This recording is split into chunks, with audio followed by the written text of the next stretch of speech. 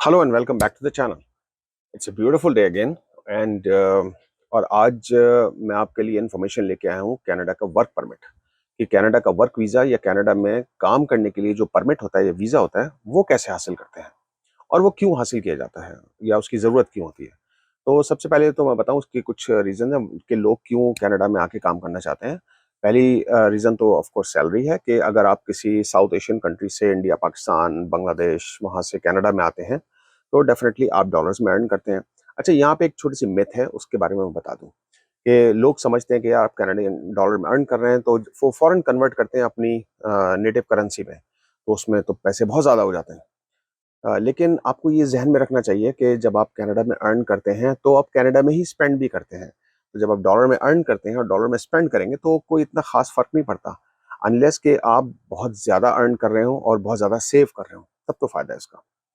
Anyway, दूसरा सबसे बड़ा रीज़न ये होता है कनाडा का वर्क परमिट लेने का जो लोग लेते हैं वो इसलिए कि ये एक शॉर्टेस्ट रूट है कि आप कनाडा का पीआर हासिल कर सकते हैं। यानी जल्द से जल्द इससे कनाडा का पीआर आपको मिल जाता है।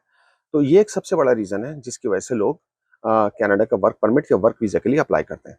तो अब हम आगे बात करते हैं कि ये वर्क वीज़ा के लिए क्या रिक्वायरमेंट है, इसके लिए एलिजिबिलिटी क्राइटेरिया क्या है या आप इसको कैसे हासिल कर सकते हैं। अच्छा, कनाडा के 2 तरह के वर्क परमिट होते हैं। एक होता है एम्प्लॉयर स्पेसिफिक वर्क परमिट और दूसरा होता है ओपन वर्क परमिट। तो एम्प्लॉयर स्पेसिफिक वर्क परमिट जो होता है, उसका मतलब ये होता है कि आप सिर्फ़ उस ही एम्प्लॉयर के पास काम कर सकते हैं, उसके अलावा आप किसी दूसरे एम्प्लॉयर के पास या कंपनी के पास काम नहीं कर सकते। ओपन वर्क परमिट ये होता है कि आप किसी भी एम्प्लॉयर के पास काम कर सकते हैं। तो ये दोनों में बहुत बुनियादी फ़र्क है, इसको जानना बहुत ज़रूरी होता है। अच्छा, अब जो एम्प्लॉयर स्पेसिफिक वर्क परमिट होता है, वो ज़्यादातर जो लोग बाहर से हायर किए जाते हैं, कनाडा के बाहर से, वो उनके लिए होता है। और उसके लिए ज़रूरी ये होता है कि आपके पास एक जॉब ऑफ़र हो या जो भी एम्प्लॉयर है, मिसाल के तौर पे यहाँ पे एक बहुत बड़ा एम्प्लॉयर है वॉलमार्ट या उसके अलावा कॉस्टको या और दूसरे एम्प्लॉयर्स हो गए या कोई स्पेसिफिक कंपनी है। अगर उस कंपनी को किसी एक ऐसे शख्स की ज़रूरत है, एक ऐसे स्किल सेट की ज़रूरत है जो कनाडा में अवेलेबल नहीं है, तो फिर वो क्या करता है, वो बाहर से लोगों को हायर करता है। तो ये होता है एम्प्लॉयर स्पेसिफिक वर्क परमिट। और इसके लिए वो जो एम्प्लॉयर होता है या वो जो कंपनी होती है उसको एक एलएमआईए लेना पड़ता है। एलएमआईए क्या होता है? एलएमआईए एक ऐसा डॉक्यूमेंट होता है, एक ऐसा इजाज़तनामा होता है जो उस एम्प्लॉयर को या उस कंपनी को गवर्नमेंट ऑफ कनाडा से लेना पड़ता है, ये बता के कि जी मुझे एक ख़ास स्किल सेट की ज़रूरत है, एक ख़ास हुनर की ज़रूरत है जो इस वक़्त कनाडा में अवेलेबल नहीं है। और ये इसलिए होता है कि कनाडा की जो गवर्नमेंट है वो कनाडा की जो जॉब मार्केट है उसको प्रोटेक्ट करना चाहती है फॉर कैनेडियंस। यानी अगर जो कोई जॉब अवेलेबल है तो पहले वो कैनेडियंस को मिले, उसके बाद वो कहीं बाहर जाए। तो ये एलएमआईए जो होता है वो एम्प्लॉयर हासिल करते हैं कैनेडियन अथॉरिटीज़ से, और जब एलएमआईए मिल जाता है तो फिर वो लोगों को जॉब ऑफ़र करते हैं बाहर, कनाडा के बाहर। तो जब आपके पास ये जॉब ऑफर आ जाती है, तो फिर आप अहल हो जाते हैं कि आप जो है वो कनाडा के वर्क परमिट के लिए, वर्क वीज़ा के लिए अप्लाई कर सकें, जिसको हम एम्प्लॉयर स्पेसिफिक वर्क परमिट कहते हैं। अच्छा, अब मैं आपको बताता हूँ कि कनाडा का जो वर्क परमिट है, यानी जो एम्प्लॉयर स्पेसिफिक वर्क परमिट है, उसके लिए रिक्वायरमेंट क्या-क्या है? यानी आपको किन चीज़ों की ज़रूरत होती है, इस वर्क परमिट को अप्लाई करने के लिए। तो पहले हम इसको लिस्ट डाउन करके मैं आपको बताता हूँ। तो सबसे पहले तो आपको पता है एक पॉइंट्स ग्रिड है कनाडा में, यानी 100 में से कुछ पॉइंट आपको हासिल करने होते हैं। उसका जो मिनिमम है, वो है 67। 67 पॉइंट्स आपको लाज़मी चाहिए, ये एक रिक्वायरमेंट है। अगर ये नहीं है आपके पास, तो फिर आप अप्लाई नहीं कर सकते, आप एलिजिबल ही नहीं है उसके लिए। उसके अलावा आपका आइल्स स्कोर चाहिए। उसके अलावा 1 से 2 साल का वर्क एक्सपीरियंस चाहिए आपको अपनी रेलेवेंट जॉब में। यानी मिसाल के तौर पे अगर आप मशीन ऑपरेटर के तौर पे आ रहे हैं कहीं, तो आपको मशीन ऑपरेशन में ही 1 से 2 साल का कम से कम एक्सपीरियंस चाहिए। आपके पास एक वैलिड जॉब ऑफर होनी चाहिए, यानी कोई एम्प्लॉयर या कोई कंपनी कनाडा में आपको एक जॉब ऑफर भेजे कि जी हम आपको हायर करने के लिए तैयार हैं, आप आ सकते हैं। ठीक है, ये जॉब ऑफर हो गई। एक वैलिड पासपोर्ट आपके पास होना चाहिए जिसकी वैलिडिटी कम से कम 6 महीने की बाकी होनी चाहिए पासपोर्ट पे। आपके पास प्रूफ ऑफ फंड्स होने चाहिए, यानी मिसाल के तौर पे आप जब फॉरेन कनाडा आ जाएँगे तो आपके पास फॉरेन तो आपको पैसे मिलना शुरू नहीं हो जाएँगे ना। तो आपके पास कम से कम इतने फंड्स होने चाहिए कि आप अपने आप को या आपके साथ अगर आपकी इमीडिएट फैमिली है तो उसको आप सपोर्ट कर सकें। तो आपके पास प्रूफ ऑफ फंड्स होने चाहिए। अब ये फंड्स कितने हैं ये मैं इसी वीडियो में अपने बता चुका हूँ, तो आप प्लीज़ इसको जाके देख सकते हैं या आप इंटरनेट पे भी चेक कर सकते हैं इसको। उसके अलावा आपके पास मेडिकल इंश्योरेंस होनी चाहिए। ये बड़ी आसानी से मिल जाती है। आप किसी भी इंश्योरेंस कंपनी से ले सकते हैं। पुलिस वेरिफिकेशन ये बहुत इंपॉर्टेंट है, ये आपको लाज़मी चाहिए। उसके अलावा एक पीएनपी होता है, प्रोविंशियल नॉमिनेशन। ये ज़रूरी नहीं है, लेकिन अगर ये आपके पास हो तो आपके चांसेस वर्क परमिट मिलने के बहुत बढ़ जाते हैं। तो ये एक बड़ा इंपॉर्टेंट पॉइंट है जो आपको लाज़मी ज़हन में रखना है कि आपको प्रोविंशियल नॉमिनेशन अगर आपके पास है। प्रोविंशियल नॉमिनेशन की बात भी मैं अपने पिछली वीडियो में कर चुका हूँ, तो प्लीज़ आप वो भी जाके देख सकते हैं। उस वीडियो का लिंक मैं इसकी डिस्क्रिप्शन में भी डाल दूँगा, तो आप उसको चेक कर सकते हैं कि प्रोविंशियल नॉमिनेशन क्या होता है। और अगर आप कमेंट करके मुझसे पूछेंगे या अगर आपको ज़रूरत है कि इस पे मज़ीद डिस्कस किया जाए या मज़ीद डिटेल से मैं आपको बताऊँ, तो आप कमेंट्स में ज़रूर मुझे बताइए, तो मैं उस पे एक अलग से वीडियो बना दूँगा इंशाल्लाह। ठीक है? तो ये तो इसकी रिक्वायरमेंट्स हो गई। अब हम बात करते हैं कि ये जो 67 पॉइंट्स हैं, ये मैं एक दफ़ा फिर रिपीट कर देता हूँ कि ये कौन-कौन सी चीज़ें हैं जिनको आप देखेंगे या जिनकी बुनियाद पर आपको मिनिमम 67 पॉइंट्स चाहिए ही चाहिए। अब जो मिनिमम 67 पॉइंट्स हैं आउट ऑफ 100, ये किस पे डिपेंड करते हैं? नंबर 1, आपकी एज। आपकी एज अगर 18 से 30 साल के दरमियान है, जो मैं पहले वीडियो में बता चुका हूँ आपको, तो आपके पॉइंट्स बहुत ज़्यादा मिल जाते हैं। इसके एज के मैक्सिमम पॉइंट्स होते हैं 12। उसके अलावा आपकी एजुकेशन के मैक्सिमम पॉइंट्स होते हैं 25। लैंग्वेज के आपके मैक्सिमम पॉइंट्स होते हैं 28। उसके बाद वर्क एक्सपीरियंस, उसके मैक्सिमम पॉइंट्स होते हैं 15। एडेप्टेबिलिटी के पॉइंट्स होते हैं तकरीबन 10 मैक्सिमम। और अरेंज्ड एम्प्लॉयमेंट, उसके एडिशनल पॉइंट्स होते हैं तकरीबन 10। ठीक है? तो ये सारी चीज़ें मिलके आपके तकरीबन 67 पॉइंट्स आपको मिनिमम स्कोर करने ही करने हैं। अगर 67 से कम है तो फिर आपके चांसेस नहीं होते वर्क परमिट मिलने के। अच्छा, ये तो मैंने आपको रिक्वायरमेंट्स बता दी कि आपके पास ये चीज़ें होनी चाहिए कि आप एंटाइटल हो जाते हैं वर्क परमिट को अप्लाई करने के लिए। अच्छा, अब वर्क वर्क परमिट मिलने के लिए एलिजिबिलिटी क्या है? मिसाल के तौर पे आपके पास कौन सा स्कोर कितना होना चाहिए कि आप एलिजिबल हो जाते हैं कि आपको वर्क परमिट मिल जाता है। तो उसके लिए नंबर 1, वैलिड जॉब ऑफर होना बहुत ज़रूरी है। किसी भी कैनेडियन रेप्यूटेबल एम्प्लॉयर से with A positive LMI. Positive LMI ये बहुत ज़रूरी फैक्टर है, ठीक है? उसके पास एक पॉजिटिव एलएमआई होना चाहिए, कैनेडियन एम्प्लॉयर होना चाहिए, उसका वैलिड जॉब ऑफर होना चाहिए, उस पर डेट वेट वो आप देख लें, उसकी वैलिडिटी बिल्कुल प्रॉपर होनी चाहिए, ठीक है? सेकंड, मिनिमम 2 साल का एक्सपीरियंस, ज़्यादा हो आपके चांस बढ़ जाएंगे। वर्क एक्सपीरियंस की बात करूँगा, 67 पॉइंट्स मिनिमम आपको चाहिए, ज़्यादा हो well and good. ECA report, अच्छा अब ये ईसीए रिपोर्ट क्या होती है? ये होती है एजुकेशनल क्रेडेंशियल असेसमेंट।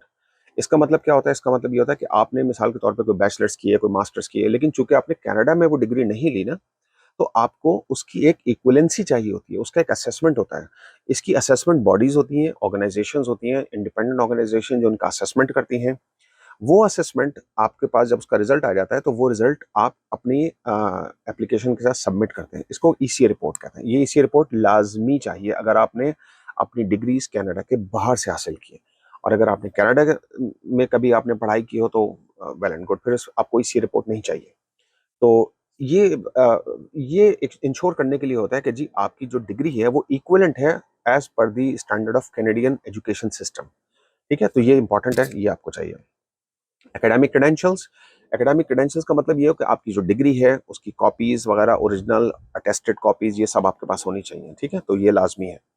उसके अलावा सीएलबी स्कोर या आईएलटीएस जो हमने बात करते हैं वो 6.5 आपका होना चाहिए। 6.5 से अगर कम है तो सॉरी नहीं होगा आपका काम, ठीक है? 6.5 मिनिमम है, उससे ऊपर जितना हो वो ज़्यादा बेहतर है।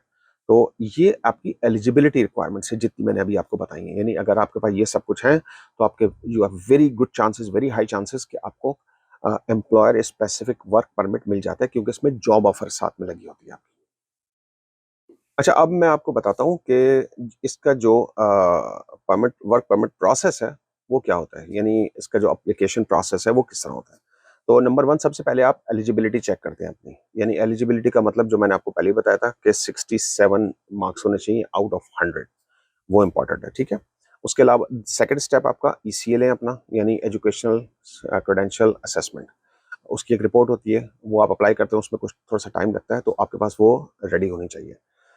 फिर आपके पास एक चेकलिस्ट ऑफ रिक्वायरमेंट्स होनी चाहिए। रिक्वायरमेंट्स मैं आपको ऊपर बता चुका हूँ, रिवाइंड करके आप देख सकते हैं। रिक्वायरमेंट्स की लिस्ट जो है वो सारे टिक टिक टिक करें आप। अपने पास एक चेकलिस्ट बनाएं, उसमें लिखें कि आपके पास ये भी है, ये भी है, ये भी है, ये भी है, ठीक है? उसके बाद नेक्स्ट क्या होता है? ऑनलाइन अप्लाई करें, apply for the work permit, और that's it. I mean just wait for your luck. उसके बाद अगर आपका ये सब कुछ पॉजिटिव होता है, everything goes fine, then you get the work permit and then you can come over and work in Canada. अब इसका प्रोसेसिंग टाइम कितना, नहीं आपने अप्लाई कर दिया तो आपको कितना सा वेट करना चाहिए? तकरीबन जो इसका एवरेज प्रोसेसिंग टाइम है वो तकरीबन 6 महीने होता है, 5 से 6 महीने। लेकिन ये थोड़ा-सा आगे भी चला जाता है depending upon the load on the system, ठीक है? तो आजकल चूँकि बहुत ज़्यादा रश है, बहुत ज़्यादा लोड है, बहुत ज़्यादा लोग अप्लाई कर रहे हैं, तो इसका प्रोसेसिंग टाइम थोड़ा-सा बढ़ गया है। तो आप ये देख लें, आप उसके हिसाब से आप इसको चेक कर सकते हैं। अच्छा, चूँकि मेरे पास बहुत ज़्यादा रिक्वेस्ट आई थी कि हमें जो है जो वर्क परमिट है बाहर से लोगों को आने के लिए, उसके बारे में ज़्यादा इन्फॉर्मेशन चाहिए, तो इसलिए ये वीडियो में ज़्यादातर बात मैंने उसी के लिए की है। और जो अगली कैटेगरी है वर्क परमिट की, वो ओपन वर्क परमिट्स होते हैं। अब जैसे मैंने बताया, ओपन वर्क परमिट जो है वो ज़्यादातर उन लोगों के लिए होते हैं जो कनाडा स्पेसिफिक नहीं होते या जो किसी भी एम्प्लॉयर के साथ काम कर सकते हैं। अच्छा, अब एक क्वेश्चन बहुत ज़्यादा ये होता है कि जी, तो बाहर से आने वाले लोगों को ओपन वर्क परमिट क्यों नहीं मिलता? तो वो इसलिए नहीं मिलता कि बाहर से आने वालों को अगर ओपन वर्क परमिट मिल जाएगा तो कनाडा के अंदर जो लोग काम कर रहे हैं या कनाडा के अंदर जो लोग हैं, जो कैनेडियंस हैं, जो पीआर के साथ हैं या जो सिटीज़न हैं कनाडा के, उनके लिए जॉब मार्केट बहुत प्रॉब्लमैटिक हो जाएगी। तो इतने सारे लोग अगर बाहर से ओपन वर्क परमिट पे आ जाएँगे तो बड़ा प्रॉब्लम हो जाएगा और फिर मार्केट सैचुरेट हो जाएगी। तो इस वजह से ओपन वर्क परमिट जो है ना वो बड़ी सिर्फ़ उन लोगों के लिए होता है जो मोस्ट प्रोबेबली कनाडा के अंदर रहते हैं। अब कनाडा में रहते हैं, उनमें सबसे ज़्यादा तादाद ओपन वर्क परमिट जो लोग लेते हैं, ये जो अप्लाई करते हैं, वो इंटरनेशनल स्टूडेंट्स की होती है। अब वो होता क्या है कि वो यहाँ पर अपनी तालीम मुकम्मल करते हैं, यानी ग्रेजुएशन कर लेते हैं। मोस्ट प्रोबेबली वो ग्रेजुएशन करते हैं, उसके बाद जब वो मास्टर्स में एडमिशन लेते हैं, तो उसके पहले वो एक वर्क परमिट के लिए अप्लाई कर देते हैं। या ग्रेजुएशन के बाद वो एक ब्रेक ले लेते हैं, उसमें वो ओपन वर्क परमिट के लिए अप्लाई करते हैं, तो वो एलिजिबल होते हैं कि वो ओपन वर्क परमिट के लिए अप्लाई कर सकें। उनको ईसीए रिपोर्ट नहीं चाहिए, जैसे मैंने आपको बताया कि चूँकि उनकी डिग्री कनाडा की होती है, तो उनको ईसीए रिपोर्ट नहीं चाहिए, तो उनके लिए आसान हो जाता है। तो उनके लिए ओपन वर्क में इसलिए होता है कि कैनेडियन गवर्नमेंट ये एनकरेज करती है कि जिन लोगों ने यहाँ से पढ़ा है, यहाँ पे टाइम स्पेंड किया है, वो अब यहाँ की इकोनॉमी में कंट्रीब्यूट करें। तो इस वजह से ओपन वर्क परमिट उन लोगों को ज़्यादा आसानी से, ज़्यादा जल्दी मिल भी जाता है। तो ज़्यादातर ये, जैसे मैंने आपको बताया, पोस्ट ग्रेजुएट स्टूडेंट्स जो होते हैं, ये वो अप्लाई करते हैं और उनको मिल जाता है। और उसके लिए जो क्राइटेरिया है वो बहुत सिंपल है, उसका कोई ख़ास ऐसी कोई रिक्वायरमेंट्स नहीं है, कोई लंबी-चौड़ी रिक्वायरमेंट्स नहीं है, उनको जॉब ऑफ़र नहीं चाहिए, उनको इसकी रिपोर्ट नहीं चाहिए, तो उनके लिए रिलेटिवली आसान हो जाता है। तो उम्मीद है आपको आज की वीडियो में काफ़ी ज़्यादा इन्फॉर्मेशन मिली होगी, और प्लीज़ कमेंट करके मुझे ज़रूर बताइएगा कि आपको इसके अलावा अगर कोई और इन्फॉर्मेशन चाहिए, किसी और टॉपिक पे आप चाहते हैं कि वीडियो बने, तो वो डेफ़िनेटली मैं उस पे काम करूँगा और उसके लिए एक वीडियो बना के मैं ज़रूर आपके लिए प्रोवाइड करूँगा। अ, मेरी अगली वीडियो बहुत इम्पोर्टेंट है, क्योंकि मेरी अगली वीडियो जो है वो है विज़िट वीज़ा से मुताल्लिक़। यानी विज़िट वीज़ा पे जो लोग आना चाहते हैं और विज़िट वीज़ा पे आने के बाद वो चाहते हैं कि हमें परमानेंट रेज़िडेंसी मिल जाए कनाडा की, तो उसका क्या प्रोसेस होता है, उसकी क्या रिक्वायरमेंट है, कैसे आप हासिल कर सकते हैं उसको और किस तरह आपको अप्रोच करना चाहिए।